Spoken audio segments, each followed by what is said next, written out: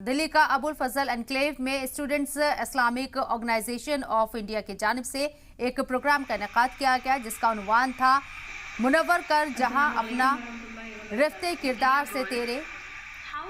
SIO का ये Delhi chapter था। वहीं 2 हफ्ते के लिए हिंदुस्तान के अलग अलग रियासतों में इसी तरह ये सूबे wise students conference chapter organise होती रहेगी। वाज़ेह हो कि एसआईओ दिल्ली यूनिट का स्टूडेंट कॉन्फ्रेंस ऑर्गेनाइज कराने का मकसद समाज में तालीम आम करना है। वहीं इस मौके पर हिंदुस्तान के अलग अलग हिस्सों से मर्द और ख़वातीन शरीक हुए।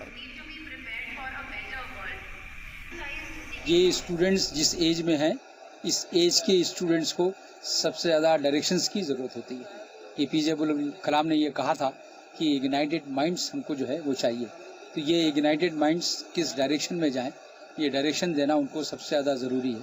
और डायरेक्शंस वो देना जो बहुत बेनिफिशियल डायरेक्शन हो और सोशल कंस्ट्रक्शन और सोशल इंजीनियरिंग का डायरेक्शन हो, तो ये इसकी बड़ी ज़रूरत है।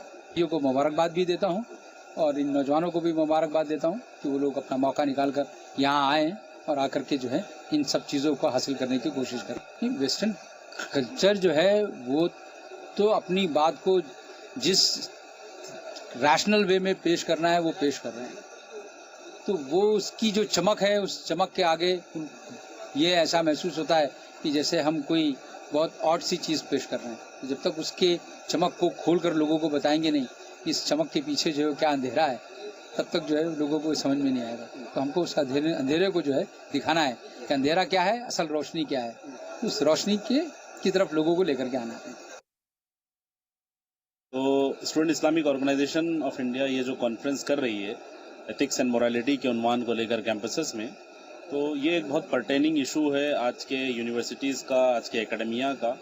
और न सिर्फ स्टूडेंट इस्लामिक ऑर्गेनाइजेशन बल्कि गवर्नमेंट ऑफ इंडिया भी ये सोचती है कि मोरालिटी और एथिक्स के सब्जेक्ट को हम इंट्रोड्यूस करें स्कूल करिकुलम के लेवल से, क्योंकि जिस किस्म का डिग्रेडेशन सोसाइटल लेवल पर हमको दिखता है एथिक्स एंड मॉरल्स का, वो कहीं ना कहीं इम्पैक्ट कर रहा है लर्निंग करिकुलम में उसके गैप्स रहने की वजह से।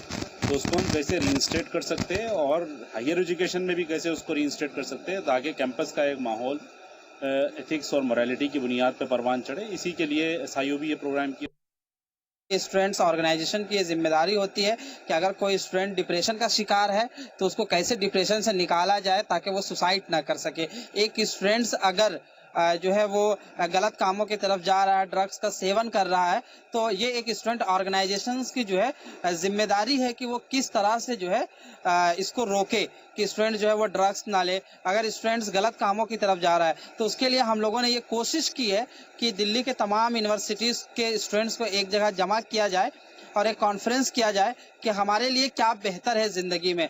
हम अपने गांव से दिल्ली क्यों आए हैं, हम एडमिशन जो है वो कॉलेजेस में यूनिवर्सिटी में क्यों लिए हैं, इसलिए लिए हैं ताकि जो है अपनी ज़िंदगी को बना सकें, हमारे जो पेरेंट्स की जो ख्वाहिश है उसको पूरा कर सकें और साथ ही साथ जो है समाज के लिए, सोसाइटी के लिए, कम्युनिटी के लिए और देश के लिए जो है वो फ़ायदेमंद बन